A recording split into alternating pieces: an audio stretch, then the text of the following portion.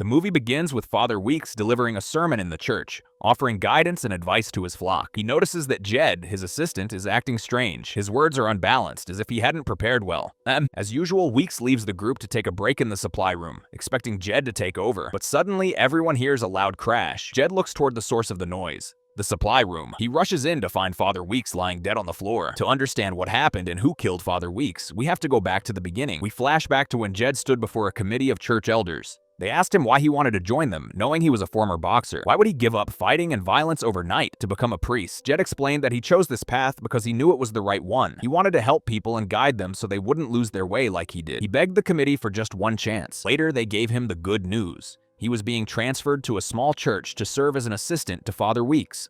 They warned him that while Weeks was known for helping people, he was also hated by many who disagreed with his unorthodox methods, Jed included. Jed was thrilled to be accepted. The next day, he traveled to the village where the church was located. There, he met Father Weeks and introduced himself. Weeks looked at him skeptically. "So, you're the one they sent to replace me?" Jed laughed it off and didn't answer. Weeks, having lived alone, serving the church for years, decided to take advantage of Jed's presence. "Since you're here," he said, "I have confessions of my own, and I need someone to listen." After hearing the list of sins Weeks had committed, Jed was horrified. He realized he had become the assistant to the wrong priest. Jed settled into the church. He noticed Samson, the church caretaker, and struck up a conversation. He quickly realized Samson was in love with Martha. Martha was the woman responsible for everything in the church: secretary, accountant, fundraiser, laundress, cook, and even the organist in her spare time. Later, we see Jed trying to repair the mark left by a missing cross on the wall. Weeks stopped him, explaining they intentionally left the empty space as a lesson for the people, a reminder of the sin of the woman who tried to destroy him. Curiosity got the better of Jed, so he asked Martha about this woman. She revealed it was Father Weeks' mother. She told him the story. When Weeks' grandfather built the church, he had one daughter named Grace, who had a bad reputation. One day, she got pregnant by an unknown man and gave birth to Weeks. Her father promised her that if she lived there with her son, he would leave his entire fortune to her. He told a young Martha that the fortune he left for his daughter was called Eve's apple and warned her about it, saying if it fell into the wrong hands, it would spread chaos. Martha didn't understand what he meant at the time. Martha continued the story, telling Jed she witnessed Weeks' grandfather die in the church. Afterward, Grace went to claim her inheritance. The lawyer confirmed she and her son were the sole heirs, but when they checked the accounts, they were empty, not a single dollar left. When Jed asked where the fortune went, Martha said it became a mystery. Some said he gave it to the poor. Others said he threw it into the sea. No one knows. She showed Jed a box the grandfather had left for Grace. It had a warning written on it: "Do not look for Eve's apple. Your inheritance is the church." Of course, Grace didn't understand. That day, Grace stormed into the church like a madwoman, smashing everything in sight. She even tore down the hanging cross, leaving the mark Jed saw. Martha finished the story by saying that later that night, they found Grace dead near the cellar due to heart failure. But Martha was convinced it was divine punishment for what she did. Now we meet the suspects who frequent the church daily. First is Vera, a lawyer. We learn her father was Weeks' lawyer and old friend. Jed met her and learned that after her father died, she followed in his footsteps to law school, keeping her promise to take care of her adopted brother, Draven. Next is Dr. Nat, the village doctor. His wife was his whole life. He told Jed that she left him, took the kids, and moved away because she always saw him as a poor failure. He was desperate to do anything to get her back. Then there is Lee, a famous sci-fi writer. Suddenly, his career tanked and his sales dropped after moving to the village. Finally, we meet Simone, a professional cellist who had to retire 5 years ago due to a mysterious neurological disease that affected her legs. Doctors couldn't diagnose it. She told Jed she thought they could cure her, but they turned out to be scammers who took her money for nothing. She decided faith was her best solution, hoping it would help her regain her health and walk again. Jed observed Weeks closely. He saw him getting close to all of them, helping them. But every week, when Weeks saw new people in the congregation, he would intentionally attack everyone, preaching that most sins were acceptable. He would tell them he himself was a great sin his mother committed, yet here he stood as a priest. Most people wouldn't accept this rhetoric and would leave the church. This was exactly what Weeks wanted: to filter out the skeptics and build a loyal group that believed every word he said, viewing him as their supreme idol. A few days later, Jed gathered the group with Martha present. Dressed in his priest's robes, he announced this was his first religious session with them. Noticing their lack of interest, he told them his story, how he used to be a boxer and accidentally killed an opponent in the ring. This caught their attention. He explained how he suddenly felt a spark of faith and decided to dedicate his life to the church. They asked when Father Weeks would arrive. Jed told them Weeks wasn't coming. He wanted to get to know them himself. One by one, they walked out, clearly only loyal to Weeks. Before leaving, Martha offered some comfort, telling him his planned coup had failed. She hinted that he was trying to replace Weeks in their hearts, which would never happen. Jed retorted, "You don't love him, you fear him." He challenged her to go into the confessional like everyone else and confess her sins to Weeks without fear. She accepted the challenge. Later, Jed saw her leaving the confessional, followed by Father Weeks.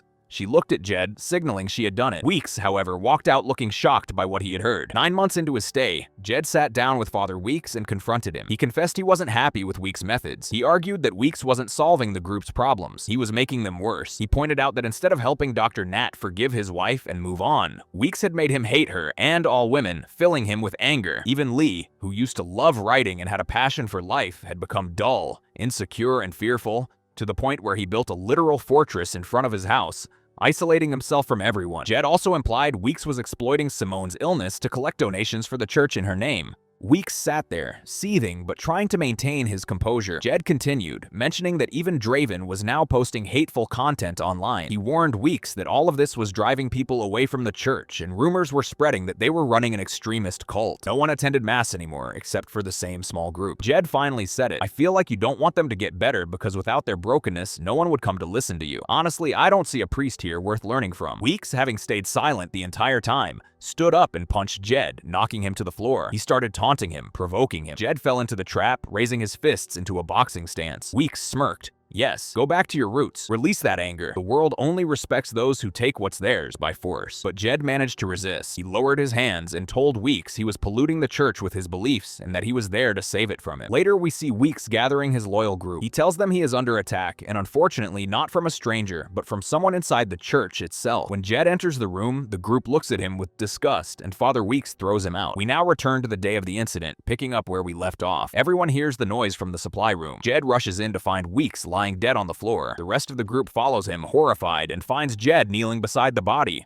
They stop him from touching anything. Dr. Nat steps forward to examine the body and discovers a sharp object with a devil's head handle plunged into Weeks' heart. Martha screams in terror, convinced it's a curse. Panic ensues as blood spreads across the floor. The ambulance arrives and confirms Weeks is dead. The police follow to investigate the crime scene. They interrogate Jed first, as he was the only one on the platform with Weeks at the time of the murder. Additionally, everyone testifies that Jed hated Weeks, wanted to replace him, and constantly disagreed with his methods. The police show Jed a video Draven posted on YouTube. It was recorded during Jed's last argument with Weeks, where he explicitly said he was there to save the church from him. Detective Geraldine hints that things look bad for him and that he is the prime suspect. However, since they lack physical evidence, they can't arrest him yet. She tells him to go home and rest, but he'll be called back soon. Jed leaves the interrogation room and checks his phone, only to find a flood of messages calling him the killer priest. Jed confesses to us that he wasn't afraid of being arrested. What bothered him most was that Weeks had won even in death. No one believed Jed was innocent, and truth be told, part of him was happy. Weeks was gone. Jed goes to pray, asking God to save him and clear his name. At that moment, a man enters the church. Detective Blonde. He asks if the church is open. Jed replies that it's always open. They start talking without Blonde revealing his identity. Suddenly, Blonde calls him Father Jed. Jed breaks down, admitting that for the first time he felt like a real priest, only to be on the verge of losing everything in a second. Detective Geraldine interrupts them, addressing the man as Detective Blonde. Jed realizes Blonde was investigating him undercover. Blonde apologizes for the deception and introduces himself properly. He explains he is a private investigator, working independently. Jed insists he is innocent. He disliked Weeks' style, but not enough to kill him. Blonde offers to help Jed find the truth together. "I'm sure you're innocent," Blonde says. "A guilty man doesn't look like you do right now. You're suffering. I'm here to help." He assures Jed that this is a complex case, but luckily, solving complex cases is his specialty. He asks Jed to recount exactly what happened that night and to accompany him during the investigation. The next day, they visit the shop that sold the murder weapon. The owner explains it was originally a decorative finial for a lampshade, shaped like a devil's head. He clarifies it wasn't originally red. Someone painted it and sharpened the edges. Blonde pulls out a photo of a local bar from some time ago. The murder weapon is visible in the background before it was painted. Jed notices Dr. Nat in the photo, with his bag next to him. Coincidentally, Jed spots the exact same bag in the shop right now. He realizes Nat is there, hiding in a corner. Jed confronts him. Nat immediately attacks him verbally, accusing him of killing Weeks and refusing to speak further. Later, Jed and Blonde sit with Detective Geraldine. She asks Blonde how he plans to solve this. Blonde confidently replies that no case has ever beaten him. He mentions reading many mystery novels with similar puzzles and pulls one out to show her. Jed feels a flicker of recognition. He's seen that book title before. Blonde takes them to Martha's office in the church. He finds an envelope with the novel's name on it. It seems they've found the first lead. A collection of mystery novels had been delivered to the church recently. It looks like whoever read them took a crash course in how to commit and cover up a murder. Blonde asks Jed who read these books. Jed reveals that almost everyone in the group had access to them. Blonde realizes the killer took a shortcut, copying a plot straight from a book they memorized. Let's go to the crime scene and reenact the first novel. Blonde says. It seems the killer followed it to the letter. At the scene, Blonde points out that no one could have thrown the weapon from a distance. It's highly likely the victim was stabbed while inside the room, or perhaps the killer used a radio-controlled device to propel the weapon into the victim's body. Jed recalls that Weeks fell face forward first. They heard a loud thud while in the sanctuary, suggesting Weeks was already on his way out of the supply room. Blonde deduces the blow came from behind, but that's impossible. The room has no back exit, only the front door leading to the platform where Jed was standing. Blonde asks Geraldine if they found any other evidence. She mentions they only found a red thread on top of the body, but its origin is unknown. Martha interrupts their analysis, screaming that they are disrespecting a holy place. Jed tries to comfort her, knowing how close she was to Weeks, but she lashes out, accusing him of the murder. Everyone knew you hated him. You're just like Grace, who polluted this place years ago. Jed loses his temper and storms off. He finds a punching bag near Samson's quarters and unleashes his anger on it. Suddenly, he notices Samson watching an old boxing match on TV, a match that aired the day of the murder. Samson explains he couldn't watch it live, so he recorded it. Jed realizes Samson recorded it on the same tape used for the security cameras. He grabs the tape and rushes to the police station. They watch the match recording and notice heavy static interference at a specific moment. A signal caused a glitch. Coincidentally, this glitch happened at the exact time of the murder. Jed is thrilled. It seems Blonde's theory about a radio-controlled device was correct. They sync the match footage with the church security footage. The static occurs before Jed or anyone else enters the room. This means the weapon was plunged into Weeks while he was alone in a locked room. They are baffled. How? The room was locked from the inside. They are back to square one. Jed feels defeated. All the pieces are there, but something is missing. Blonde refuses to give up. He tells Jed he needs to see the incident from his perspective. He asks Jed to sit down and write everything he saw and heard that night in the form of a story. He warns him not to leave out a single detail, no matter how small. Jed spends the entire night writing. When he hands the manuscript to Blonde, the detective gets angry. He accuses Jed of lying to the police and hiding a crucial detail. Jed was the first person to enter the supply room after Weeks died. Jed accidentally exposed himself in his writing. He wrote that he came out and stood with them, implying he had gone in first. The truth is, Jed entered the room to protect Weeks' reputation. He knew Weeks secretly drank alcohol after every mass. When Jed entered the room, he saw the alcohol. Weeks had hidden the bottle so the police and press wouldn't see it, protecting the church's image. Jed took the bottle and disposed of it. Blonde explodes in anger. You didn't protect Weeks, you protected the murderer. You destroyed crucial evidence. He demands Jed retrieve the bottle, but Jed discovers it has vanished. Blonde is furious, realizing they wasted valuable time. He decides they need to interrogate the entire group at once. On the day of the funeral, the group gathers to escort Weeks to the crypt. Jed arrives with Blonde, stopping them before they can leave. He introduces Blonde and says they have questions. Blonde asks about the night they all gathered. Why did you meet? What did you discuss? Silence. Then Draven steps forward. I'm ready to tell you. The others try to stop him. Nat swears to Jed that their discussion had nothing to do with the murder and won't help the investigation, but revealing it would ruin their reputations. Draven ignores them and pulls out his phone, revealing he recorded the entire night. We flash back to the night before the murder. Vera tells the group she found documents proving Draven is Weeks' biological son. The group is stunned. Vera loses her composure as she reveals the truth. Father Weeks turned out to be just like his mother. He committed a great sin, fathering a child with a random woman. Worse, Vera's father covered for him out of friendship, forcing Vera to raise precious Draven for years without knowing he was actually Weeks' son. Draven sits silently, absorbing the shock. Vera had already told him everything before the meeting. Weeks stands before them and admits it. Yes, Draven is my son and my sole heir. Vera scoffs, this is the man we looked up to, but shockingly, the rest of the group defends him, their morals completely warped by his influence. Weeks then drops the bomb. Next week will be my final mass. I'm closing the church forever. But not before I expose every single one of you. He starts with Nat. I know you drink before treating patients. I'll report you to the medical board. To Lee. I know you're writing a novel mocking me. I'll make sure my contacts at the publishing house bury it so it never sees the light of day. To Vera. Your father was ashamed of you. To Simone, you will be crippled forever. When they ask why he is doing this, especially since they sided with him against Jed, Weeks snaps. He repeats what he told Jed earlier. I am under attack from within. He throws them out, ending their final meeting with threats. Back in the present, Jed is confused. Why did Weeks turn on his loyal followers? He asks Draven. Draven reveals he asked Weeks to do it. When Vera told him the truth, Draven confronted his father. Weeks not only acknowledged him, but revealed he had finally found his grandfather's lost fortune, Eve's apple. He planned to close the church and live like a king with his son. Weeks had convinced Draven that the group was a burden who would eventually demand a cut of the money. He poisoned Draven's mind, telling him that with religion, politics, and money, they could rule the world.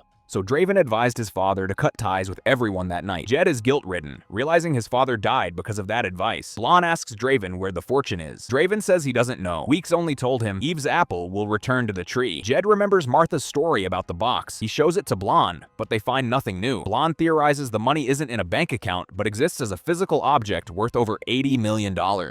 Suddenly, Jed finds a lead. Someone filed a request for a burial permit to open the crypt before Weeks died. Jed tells Blonde, it must be a mistake. Who orders burial equipment for a man who is still alive? Blonde replies, someone who was absolutely certain Weeks would die that day. Jed tries to trace the permit request, but hits a dead end. That night, Geraldine raids the church with a SWAT team. She tells Blonde she read the novel he referenced. You mentioned 3 possibilities, Blonde, but you left out the 4th. She checked the security footage and saw Jed enter the supply room first, staying inside for 9 seconds before anyone else entered. 9 seconds is enough for any killer to strike, Blonde. You know that. Blonde asks for more time to solve the case, but she refuses. She intends to arrest Jed immediately. Meanwhile, Jed stands in front of the crypt. Suddenly, he sees the crypt door open. To his horror, it looks like Weeks is walking out, with someone waiting for him. Jed thinks he's seeing a ghost. He runs toward them, but slips in the mud. He tries to chase them, but someone strikes him from behind, knocking him unconscious. When Jed wakes up, he sees a blurry figure resembling Weeks standing over him. Jed grabs a sharp object to defend himself, ready to attack, but as his vision clears, he freezes in terror. Lying next to him is Samson's dead body. Jed panics and runs just as police lights flood the scene. The police arrive with Blonde. They are shocked to find Samson murdered. Blonde checks the crypt and finds the door broken open, just as Jed claimed, but Weeks' body is missing. We are dealing with a puzzle-loving criminal. Blonde tells Geraldine. Martha is sitting on the ground, screaming hysterically that Weeks is alive. The police ignore her ranting. They check for cameras near the crypt, but find only one unconnected unit. Geraldine orders them to check its SD card. She declares the scene a double homicide investigation. Martha hears Samson is dead and throws herself onto his body, wailing in grief. Jed gets a call revealing who filed the burial permit. It was Weeks himself. Jed is losing his mind. How could a dead man file his own burial permit? The police check the SD card footage. They see Weeks walking out of the crypt, alive and well. Then they see Jed chasing him. At that moment, the forensic report for Samson comes in. Jed's fingerprints are all over the body. A manhunt begins. Jed walks into the police station to turn himself in. Blonde spots him and drags him away before anyone notices. He shoves Jed into his car. How do I find Dr. Nat? Blonde asks urgently. Jed is confused, but Blonde drives off. No time to explain. They arrive at Nat's house. The door is open, signs of a struggle everywhere. They go down to the basement. A terrible smell hits them. There, they find Weeks' body. Nat and Weeks are found dead. Weeks in an advanced state of decomposition, clutching Nat's throat. Jed recognizes the ring on the corpse's hand as Nat's. Blonde calls Geraldine, ordering her and her team to Nat's address, reporting the 2 bodies. Jed, however, is consumed by guilt. He isn't sure if he killed Samson or not, but his conscience won't let him rest. He insists on turning himself in. He goes to the church first, where Geraldine arrives to arrest him for the murders of Weeks, Nat, and Samson. Before Jed can utter a word of confession, Blonde interrupts. He orders everyone to sit down and listen. He's about to reveal the truth. He starts with Weeks' murder. He reveals that Weeks did fall that day, but he didn't die immediately. He had consumed alcohol spiked with a sedative by the killer. He collapsed unconscious. When everyone rushed in after hearing the noise, the killer was among them and stabbed him then. Jed interrupts, arguing that the weapon was already plunged into Weeks when he entered. Blonde corrects him. You saw a weapon and blood, and you assumed the blood was Weeks. The truth was, in the photo I showed you, there wasn't one devil head lamp finial. There were 2. Both went missing after the incident. The killer painted one red to match the other, which Weeks had sewn into his robe beforehand. This explains the red thread found at the scene. The killer attached a blood bag to the fake weapon and detonated it remotely, causing the static interference during the match. Blonde continues, when you appeared, Jed, the killer detonated the blood bag from a distance. After everyone saw the wound, Martha created a distraction. In that chaos, Nat slipped in behind you to finish the job, plunging the real sharp object into Weeks' chest. He had one task left, hide the spiked alcohol bottle, but he couldn't find it. It was the only piece of evidence that would have exposed him. But you, Jed, in your naivety, helped him without realizing it. You hid the bottle to protect the church's image, unknowingly covering the killer's tracks. The group is shocked that Nat was the killer. They ask why. Before answering, Blonde drops a bombshell. This was a massive conspiracy. But then, he abruptly stops. He declares he can't solve the case and refuses to speak further. The crowd disperses, leaving only Blonde, Jed, and Geraldine in the church. Suddenly, Martha walks in. If you know the whole truth, why didn't you finish? She asks. I was waiting for you to come and confess, Blonde replies. Martha walks up to Jed and begins her confession. She tells him it started when she saw Weeks' grandfather holding a gem he called Eve's apple. He told her it was his entire fortune, but that it was pure evil. Then she watched him swallow it right in front of her before dying. Grace, Weeks' mother, figured out the gem's existence but didn't know where he hid it. That's why she tore the church apart, looking for it the day she died. Martha kept this secret for over 60 years. until Jed challenged her to confess her sins to Weeks. That explained the look of shock on Weeks' face when he left the confessional. He finally learned where the inheritance was, inside his father's corpse in the crypt. When she saw Weeks at the final meeting, she knew he was up to no good. She checked and confirmed he had requested a permit to open the crypt to retrieve the gem. She decided to beat him to it, take the gem, and destroy it forever. She planned Weeks' death, using mystery novels to stage it as an unsolvable puzzle. She recruited Nat because he was weak and easily manipulated. Samson helped her because he loved her. They swapped coffins, and Samson hid inside one to get into the crypt and retrieve the gem from the inside. That night, Samson exited the crypt, and Nat was supposed to put Weeks' body in his place, but Jed appeared and ruined everything. They panicked when they saw Jed. The gem whispered to Nat, fueling his greed. He attacked Samson to take the gem for himself and framed Jed for the murder. Only Martha was left. When she went to confront Nat, he tried to poison her coffee, but she realized his intent, switched the cups quickly, and had him for lunch before he could have her for dinner. She then staged the crime scene at Nat's house to look like another mystery. After confessing, Martha collapses. Blonde reveals he knew she had taken poison while he was explaining the case. It has now spread through her body. Jed sits by her side until she takes her last breath. The gem falls from her hand. 1 year later, Jed has hidden the gem so well that even Draven believes it's gone forever. Blonde congratulates Jed on renovating the church and becoming its sole priest. Jed thanks Blonde for standing by him, and they bid each other farewell. And that concludes the storyline for this movie.